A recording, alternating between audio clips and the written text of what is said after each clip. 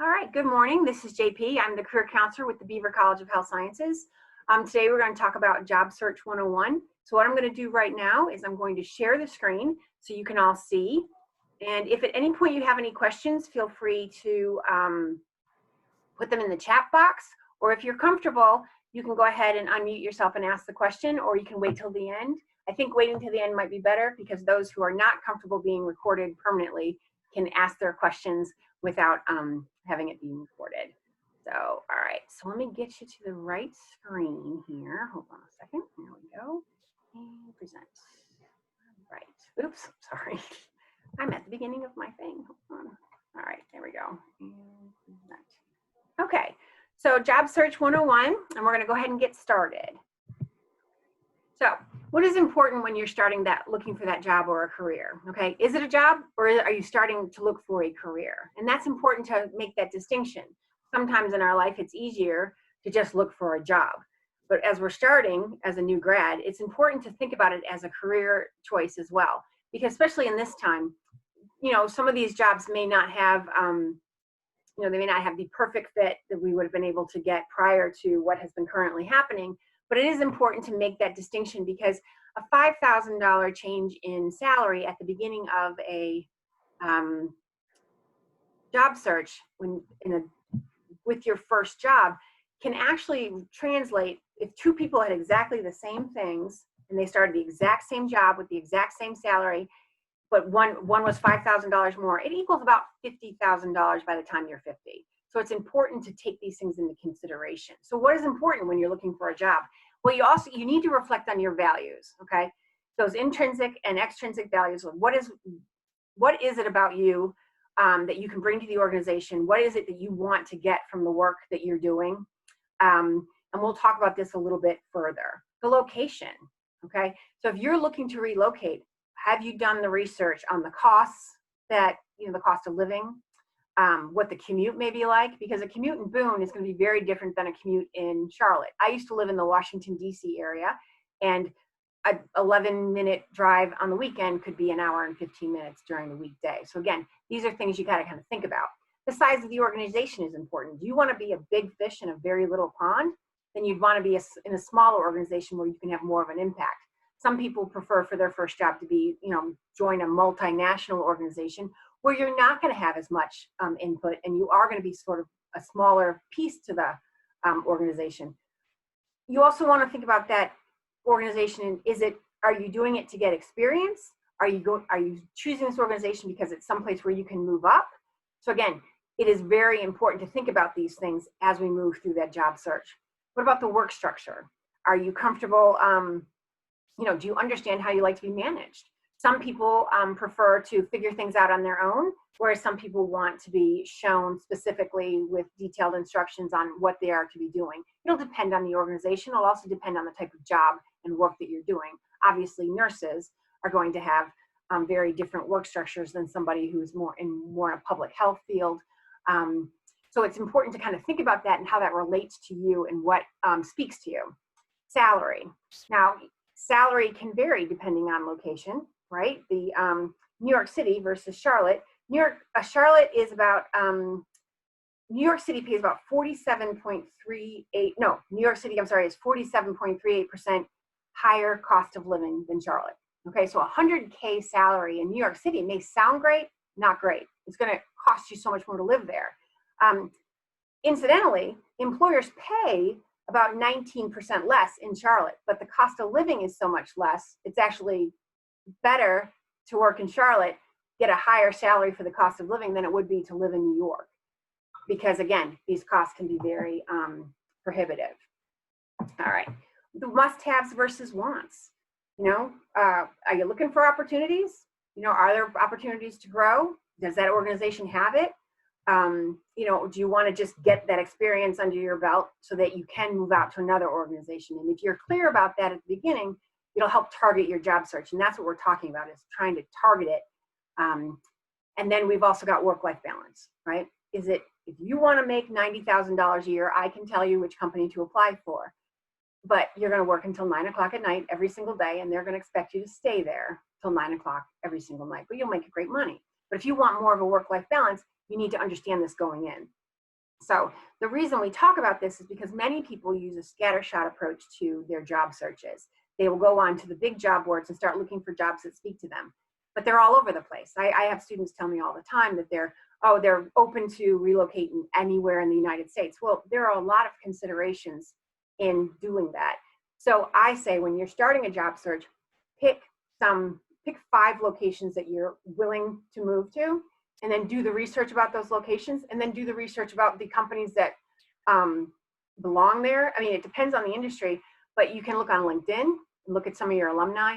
You can do that research just by Googling it. Google is your friend. You can find so much information that way. But if you target it, you're going to have better success. Another great way to do that is to just start targeting companies, and we will talk about that as well. Okay, so let's talk about those intrinsic versus extrinsic values. Intrinsic values relate to the actual tasks of working in the occupation. Helping others, is it challenging work? Is it the leadership you're trying to provide? Extrinsic values are the products of that occupation or job. So that's your earnings, the recognition that you get, and the job security. So like I used to be 100% commission. I made a lot more money, but I had 0 job security in that if I didn't make placements, I did not get paid. So, these are things that you have to be able to understand about yourself and what you're willing to do. Because if you're not comfortable, I made a lot of money during a great economy as an executive recruiter. During a down economy, an executive recruiter is an extra that a company is not going to pay for. So for me now, working in a university is something that as I get older, it is a value that I very much appreciate. And these are things you need to think about as you move forward. Because if you know what you want and what you need, you're going to be much more successful in searching for a job that's going to benefit you in the long run. And the last thing you want to do is get into the wrong situation, especially the wrong situation at the wrong salary, because it'll set you back. So again, we're trying to make those decisions beforehand to help us out. So here are some examples of work values. And what I want you guys to do is just think about how those relate to you, right? Identify which of these values speak to you so that you can sort of use that when you're targeting your job search. Again, the prestige, having high standing, it's not important to me as it was when I was younger. When I was younger, it was much more important to me. Job security is a lot more important to me now. Compensation, always important. I like having leadership. I like being able to be creative in a job. I like having variety in my job. I don't want to sit and do the same thing every day, all day. So it's really important for people to understand that before they pick up a position. I used to work somewhere where I had to track every single minute of every single day, and I had to log 8 hours of work every day by minute. So again, that didn't work for me. I was not happy in that position. These are things to think about. Okay, so utilize your network. So who is your network? Everyone is your network. 70% of job seekers find employment through someone they know. So when I'm talking about your network, I'm not just talking about professionals who work in your field. I am talking about mom, dad, grandma, cousin, neighbors, your local doctor, your dentist, an attorney, that your family may know. Anyone who is out there who has a LinkedIn that you know, try to connect with them. Yes, if you connect with people who are in your field, you are going to have a much better chance of finding them working in jobs within the field that you want to get into. That is important.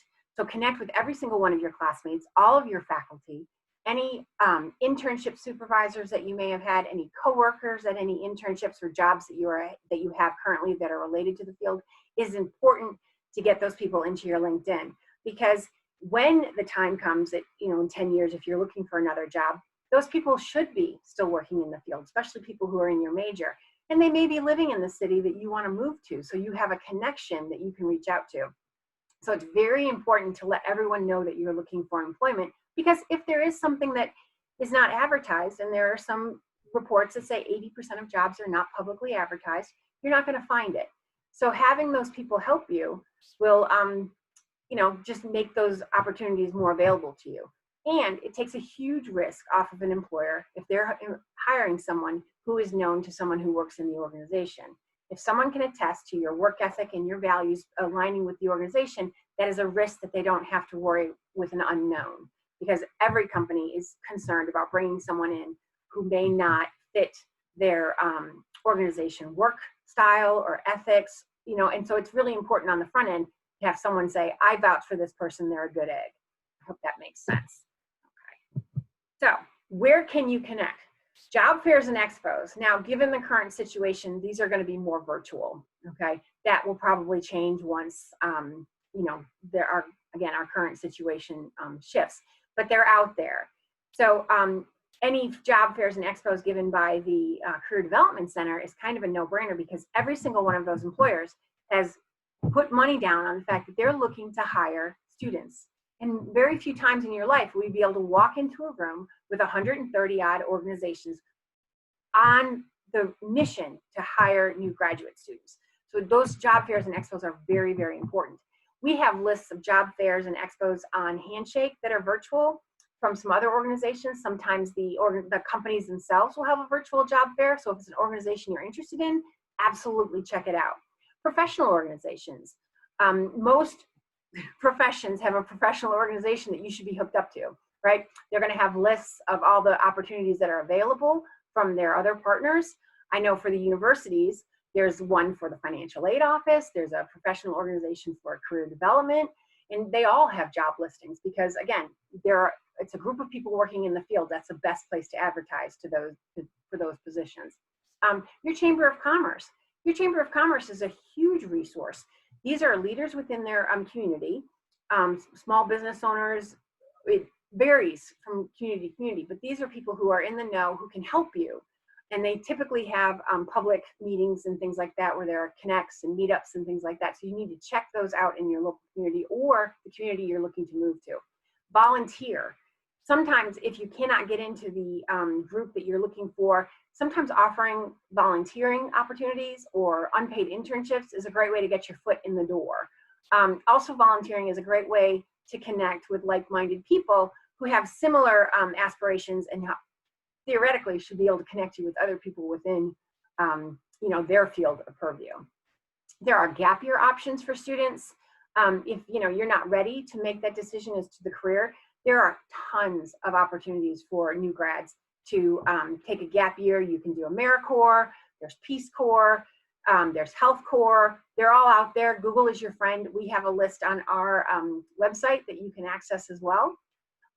Informational interviews. So let's say that you identify an organization that you're very interested in working in, but they don't have any postings that you can see. The best place to check is their private website, because it doesn't cost them money to post their jobs on their private website. So check there first.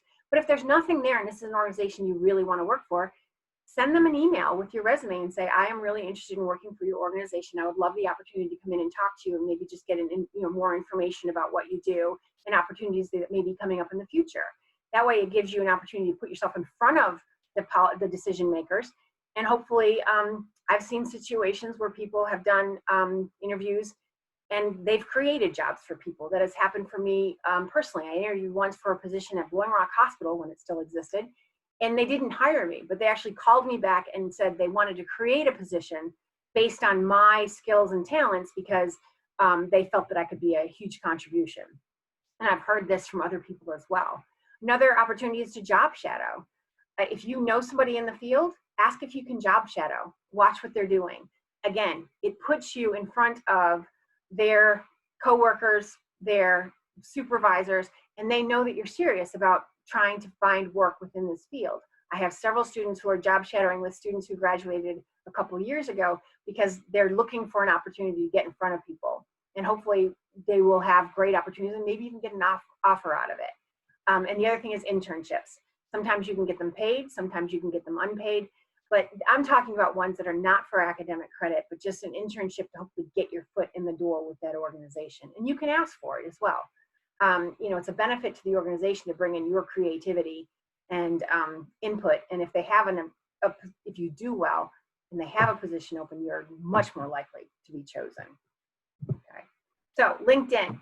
We had a great presentation the other day on LinkedIn. It is on our website, utilizing all the ways or actually showcasing all the ways that you can use LinkedIn to help you with your job search. You can search via alumni. You can, with the alumni search, you can drill down between location, where they work, what they studied, and what's the industry. Very, very helpful. which is why I suggest everyone get a LinkedIn profile. It's free. Do not pay for it, and utilize it. Get anybody on there that you possibly can. The other one is Handshake. Handshake profile should also be completely updated. Handshake says if you have your, couple of jobs posted, a couple of skills, and do a few searches, it'll start using the algorithms to help send jobs based on your previous searches and your preferences. So it'll start doing the work for you. Make sure that profile is public. Make sure you have your resume in there, because sometimes employers will pull the resumes based on a query, and you want your resume to be available to them to pull. Same with LinkedIn. You want to make sure the information on there is up to date and accurate. Okay.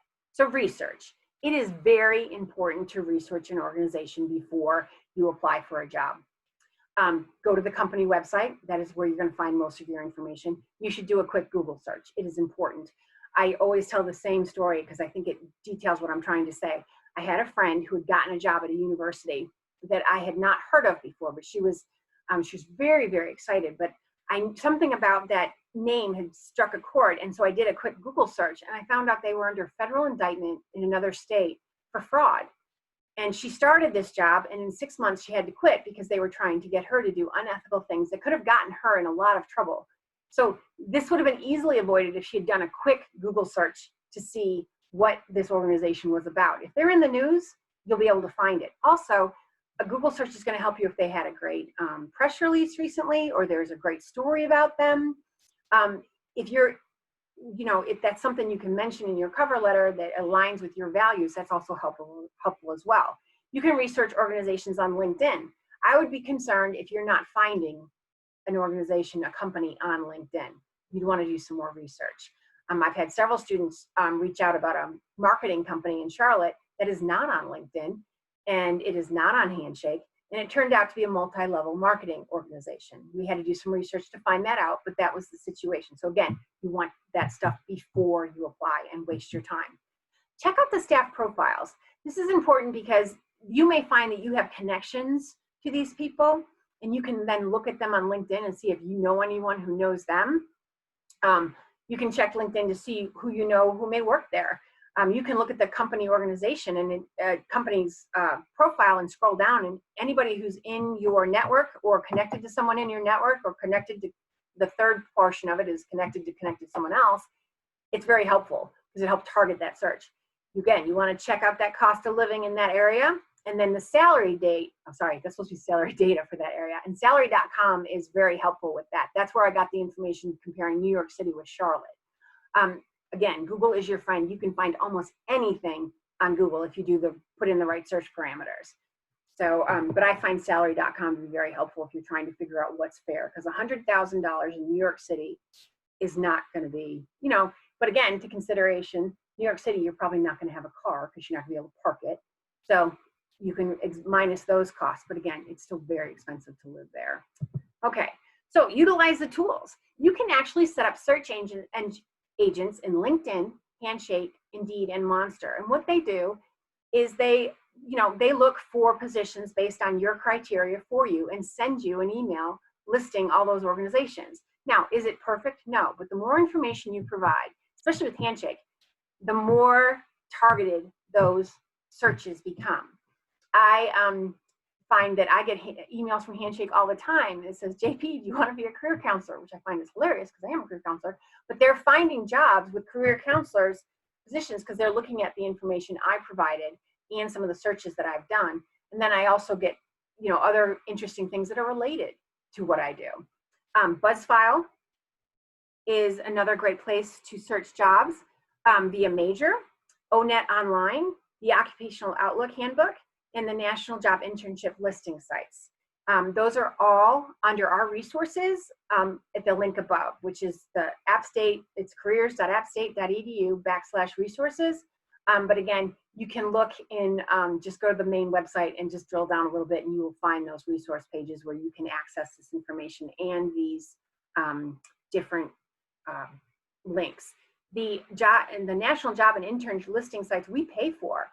So as students, you should absolutely take advantage of those listings. Okay. So target your resume and cover letter. So what I did here is I took a job posting from Appalachian State University, and then I took some bullets from different, resumes, and I highlighted them based on what I'm seeing. So if they're looking for someone who can respond to calls and emails from students, parents, faculty, and alumni, then, someone, is it saying so on the resume, right? If it is targeted, you think something about this job made you think, I can apply for this, I could do this job. Does the resume state this? It's not the employer's job to figure out whether or not you have the skills and experience to perform this function. So you have to make it very clear on the resume and the cover letter. So how do you do that? You look at the job posting and see what they're focusing on, okay? Does your resume highlight that? If you have that experience, you need to make sure that it is properly highlighted on that resume. Now, some of the softer skills are easier to highlight. Some of the hard skills, the technological requirements that they may have, those are a little bit harder, because if you don't have them, you don't have them. But a lot of times, there are transferable skills based on what you've done that you can sort of target towards what they're looking for. The position that I posted from Appalachian State is actually the call center in the financial aid office. And it's a position that I'm very familiar with because I used to supervise them. But they're looking for, they have 20 seconds to figure out on average how you can fit into their organization. If they're not seeing it in that resume in an easy to read PowerPoint that demonstrates your abilities and your experience, they're going to move on to the next candidate. So it is up to you to target it to the specific job posting. That being said, same with the cover letter. The cover letter lets you do it in a narrative form, and we have some great resources on how to do cover letters, and we actually have a prior recording from earlier this week also on our website that talks about cover letters and resumes. And if we have any questions on that, just let me know. You want to track your applications. So you want to create a system to track the applications, especially if you're doing a long-term job search. You want to track the date that you applied, the name of the organization, the job title, some bullets about the job description, and the contact information that you sent your information to. It is important because when they call back, you do not want to say, what job is this? What was this about? Because it happens. If you're applying for 15 different things, especially within the same organization, like a big hospital or a corporation, you want to make sure you understand when they call you, which job they're talking about, okay? So you want to also make sure that you save that target resume by company name, and if it's multiple positions, by the position, so that you know which resume to bring to an interview when hopefully you get that interview. You also want to give at least a week before you reach out to follow back up. But it's essential to make sure that you keep track of all these things. Make sure your voicemail is set up and has room. Nothing more frustrating when you call and you're saying this person has not set up voicemail. If you're doing a job search, that could kill you. Someone who is busy, an HR professional or an executive recruiter like I was, I did not have time for that. If you did not have your voicemail set up, or if it was full, I would take that as you're not being responsible, and that's not something I'm looking for, so I would just move on. So that can kill you from just day one. Make sure the outgoing message is professional. You can change it once you get back into a permanent position, but for the time being, you need to make sure that it is professional and easy to understand. You want to check your email daily, if not more. And you should make sure your email is professional sounding. I always suggest students use their appstate.edu mail because we check it. We make sure it's safe. Companies know that an EDU is an educational institution, and that we spend a lot of money making sure that those emails are protected from spam and viruses. If you don't have access to your App State email anymore, if you're an alumni, just make sure that your email is sounding very professional. If it has your name in it, that would be even better. It's easier for them to identify you. The last thing I want to say is stay positive. The average job search can take months. It has been said it's about a month for every 10K in salary. That depends. Some people are much quicker. Sometimes it takes a lot longer. People higher up in an organization in the higher leadership roles if someone's making $100,000 a year, it could take up to a year for them to find a new position at that same salary. Now with new students, or new grads, there tends to be a lot more opportunities. But again, it's not going to be overnight. And so you just have to be tenacious. You have to stay on top of it. And you have to set yourself apart from the rest of the candidates that are applying. So if your resume is targeted to that position, your cover letter articulates prior experience in this, this, and this directly aligns to what you're looking for, make it as easy for them to see why you are a good fit for that organization. And again, utilize the resources that we have at Career Development, including other presentations about resumes and cover letters, utilizing LinkedIn, utilizing Handshake. They've already been done this week, so you can easily access those recorded sessions via our website. And then last but not least, have fun, okay? This should be something that is exciting to do. It should not be a chore. You should set aside a couple of hours each day. If you are seriously into the mode, you should consider it as your job is your job search. And you should spend as much time as you would on your job searching for that appropriate job. Target those organizations. Find 10 companies that you would want to work for and research them on LinkedIn and search to see what jobs they might have available, okay?